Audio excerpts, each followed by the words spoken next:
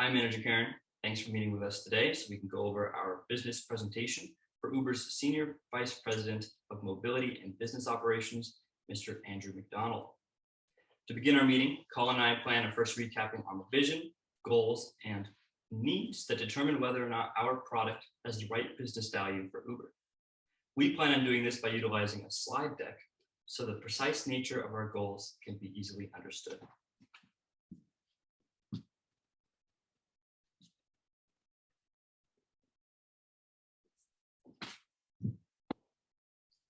Starting with the account strategic value, Uber intends to become the leader in environmentalism when it comes to the rideshare business.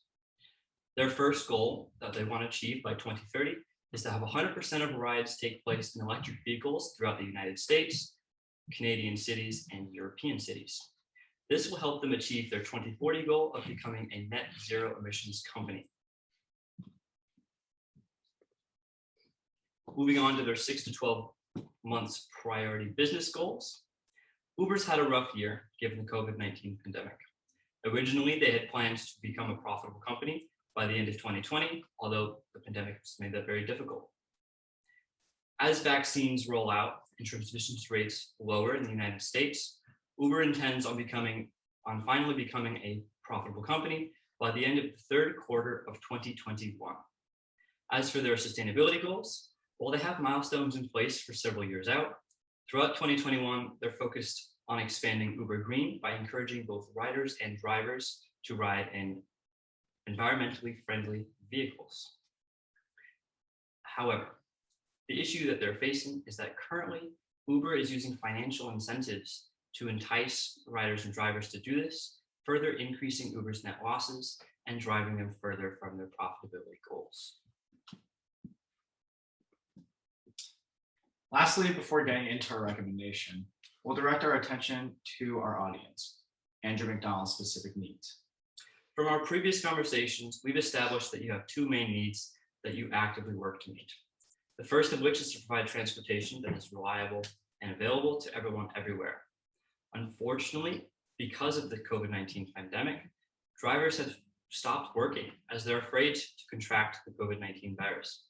This brings us to your second need, to resolve the issue with the ongoing driver shortage. We'll then ask Andrew if this is correct and if he wanted to comment on any of these needs with a question like, was this correct?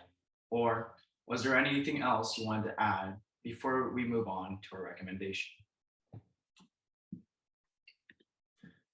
So we here at Hyundai Mobis have established great features that will come with our autonomous vehicles.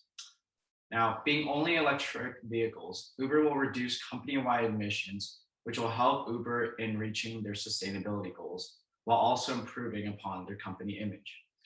Now, additionally, being fully autonomous will lower the cost of drivers' wages, which will increase the company's profitability.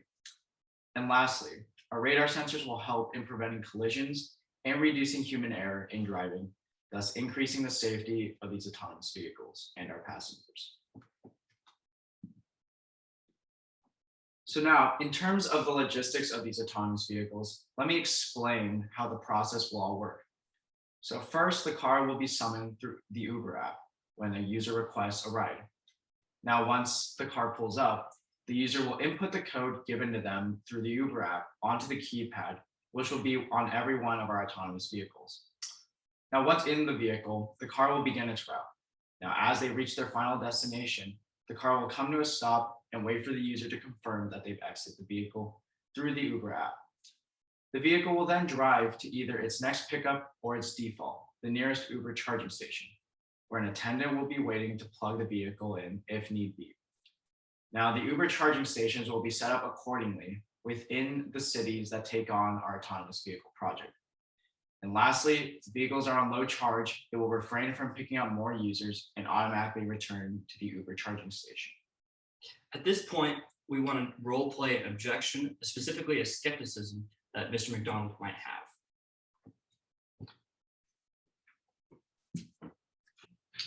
Even before taking into account the privately owned vehicles, I don't think there's a charging station that can fit enough of our fleet of vehicles. Now, that's a fantastic concern. According to the Department of Energy, there are already 41,400 electric vehicle charging stations all across the United States. Does that help ease that concern? Yes, thank you for the clarification. Did you have any other questions for me? And then Andrew is going to come across our second skepticism, which we're throwing in there just for fun. Even if the radar sensors are as developed as you say, are they safe during extreme weather conditions? Like, let's say, very dense fog? That's also a great question, and very common when discussing radar sensors and autonomous vehicles.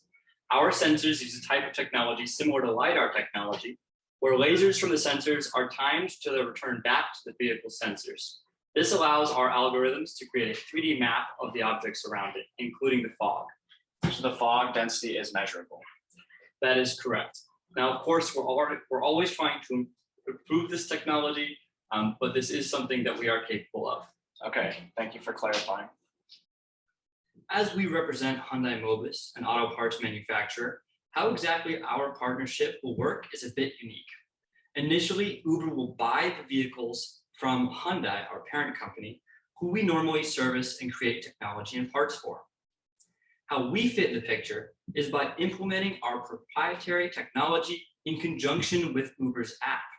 Additionally, we'll work to ensure our technology is working smoothly, and in the case a car needs maintenance, we at Hyundai Mobis provide maintenance services to ensure Uber's customers are experiencing safe rides to where they need to go.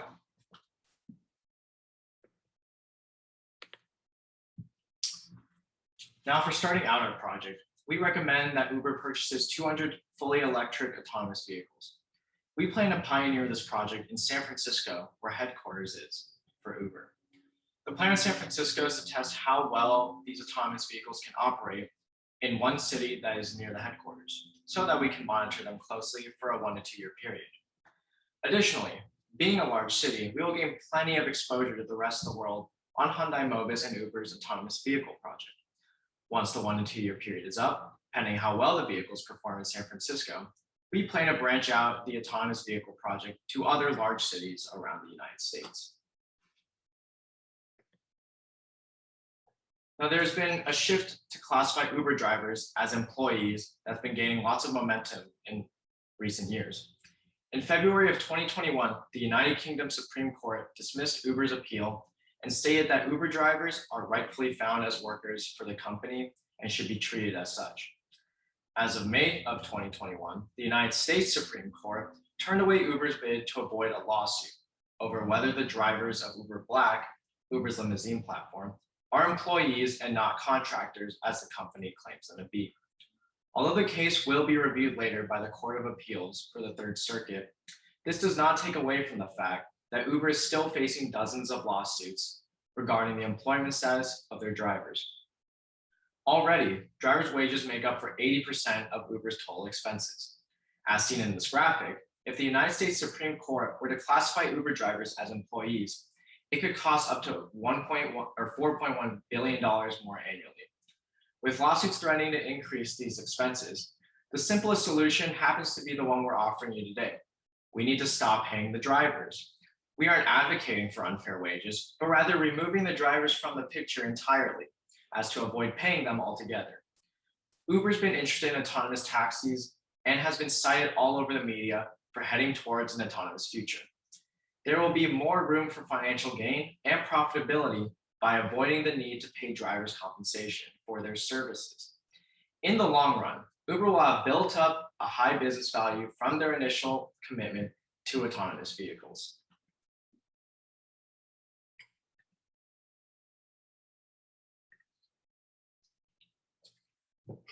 Like we stated before, using our autonomous vehicles will cut on driver costs altogether. With every vehicle being completely autonomous, Uber will not have to worry about issues regarding employee benefits and wages, as well as avoiding lawsuits involving controversial employment topics. Inherently, this will decrease Uber's overhead costs and result in a higher profit margin. Lastly, having all our vehicles be electric will help reduce carbon emissions from entering the atmosphere. And having control over vehicles you put out rather than trying to incentivize drivers will be more eco-friendly will expedite the process of Uber's goal towards becoming a zero emissions company, as well as increase the profits retained to not incentivize the drivers and the riders. All these values stated above could only improve the image of Uber and increase the overall profitability as a company, therefore increasing your company's value. Together with Hyundai Mobis, we can resolve different issues regarding your driver shortage, in addition to achieving zero emissions as a company. Lastly, when we're talking to Andrew, we will continue the sales process by asking questions such as, what do you think about having us present our proposition to your board? Could we arrange a meeting for next week? Also, next we plan on role-playing one last objection, specifically a drawback that Mr. McDonald might have. Uber is not comfortable taking 100% of the liability. Since it is your product, you guys should be responsible if it fails. I understand your hesitancy. Unfortunately, this just isn't something that we can do. I'd like to back up to the benefits of this program. By buying our autonomous electric vehicles, Uber will move closer to achieving their zero emission goals while increasing the number of Ubers available to the public, helping to reduce the effects of the driver shortages brought on by the COVID-19 pandemic.